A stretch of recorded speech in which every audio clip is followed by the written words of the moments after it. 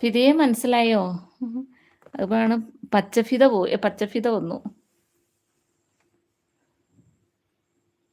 അപ്പൊ ഫിദയ്ക്ക് 2 അക്കൗണ്ട് ഉണ്ട്. ഫിദേ നീ നുണ പറഞ്ഞല്ലോടി ആദ്യം.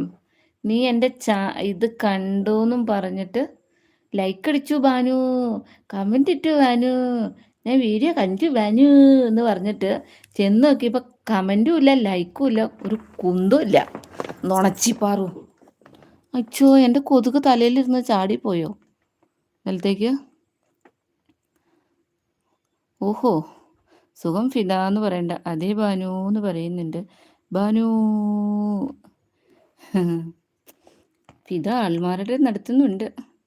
അയ്യോ, ഫാനിടാത്ത കാരണം എന്തൊരു ചൂടാപ്പാ, ഭയങ്കര ചൂട്, സഹിക്കുന്നില്ല കേട്ടോ. അപ്പം നിങ്ങളൊക്കെ ഗൾഫിൽ എങ്ങനെ ചൂട് ശരിക്കും?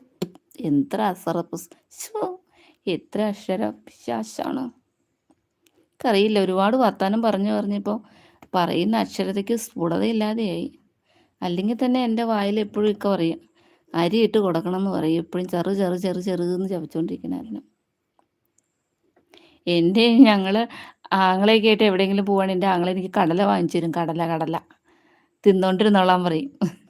കൊതുകിനെ തലയിൽ വെക്കുന്ന ബാനു കടല മേടിച്ചു തന്നിട്ട് പറയും തിന്നോണ്ടിരുന്നോ പെണ്ണേന്ന് പറയും. പെണ്ണേന്ന് തന്നെ വിളിക്കണേ.